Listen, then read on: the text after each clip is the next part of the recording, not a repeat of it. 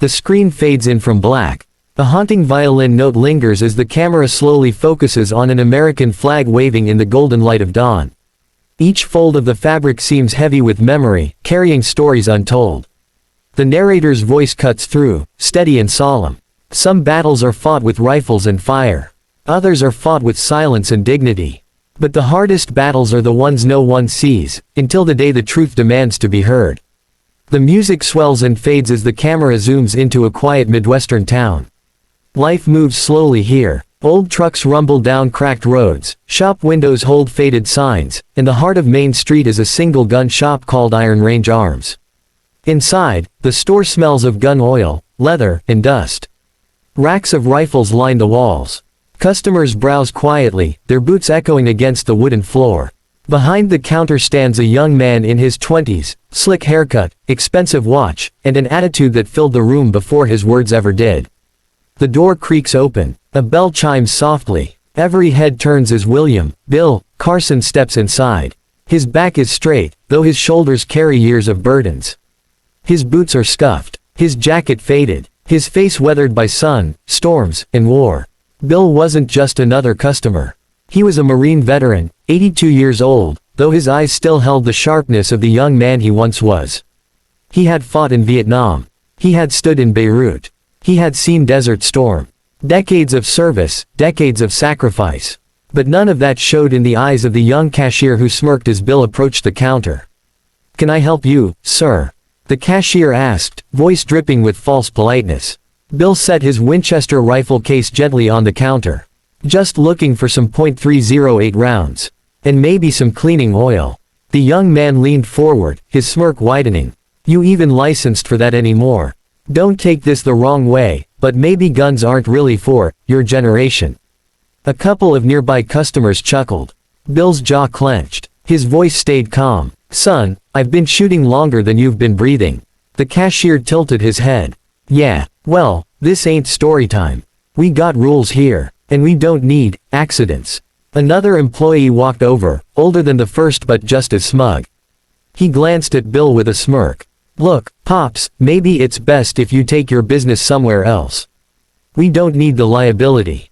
The laughter grew louder. Bill's hands tightened around the counter.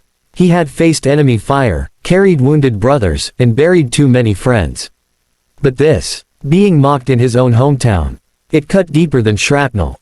Without a word, Bill turned. His boots echoed across the floor. Each step felt heavier than the last. He opened the door, the bell chimed, and he walked out into the street. The laughter followed him. That night, the town went quiet. But the story didn't end there. At the back of the shop, a young customer had watched everything unfold. He wasn't a veteran. He didn't know Bill personally. But what he saw didn't sit right. That evening, he posted about it online. Today, a decorated Marine veteran was humiliated and kicked out of Iron Range Arms. This is how we treat the men who fought for our freedom. The post spread like wildfire. Veterans groups shared it. Families reposted it. And soon, active duty Marines across the country were reading it. Phone calls were made. Messages sent. And then, the response began. 3 days later, the morning sun rose over Main Street. The faint rumble of engines grew louder. One by one, motorcycles appeared on the horizon. Trucks pulled in. Cars lined the streets. Marines, young and old, active and retired, arrived in force. By noon, hundreds stood shoulder to shoulder outside Iron Range Arms.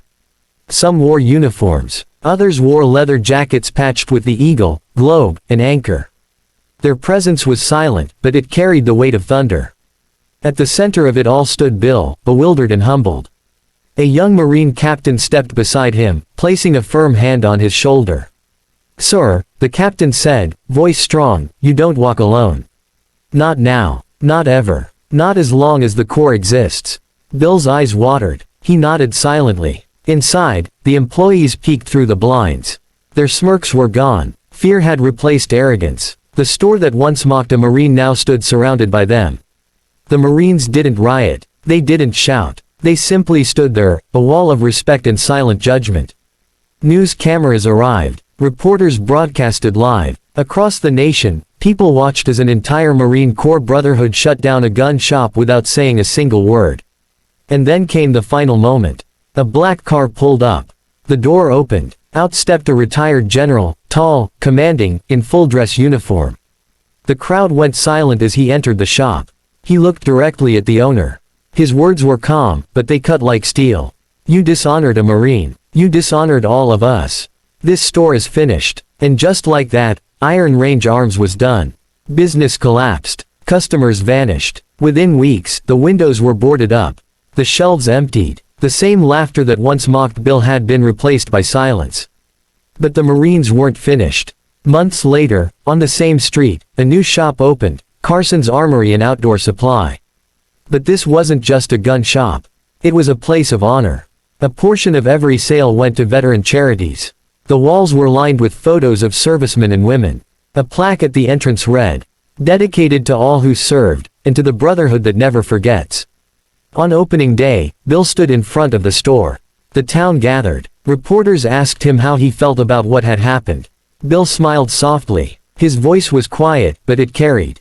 "I never asked for recognition. I just wanted respect. And not just for me, but for all of us who served." The crowd erupted in applause. Veterans saluted. Children waved flags. And for the first time in a long time, Bill felt peace. The screen fades to black. The narrator's voice returns, calm, steady, emotional. Respect is not given, it is earned. And when one Marine is disrespected, all Marines stand as one. Because once a Marine, always a Marine. The final words appear on screen.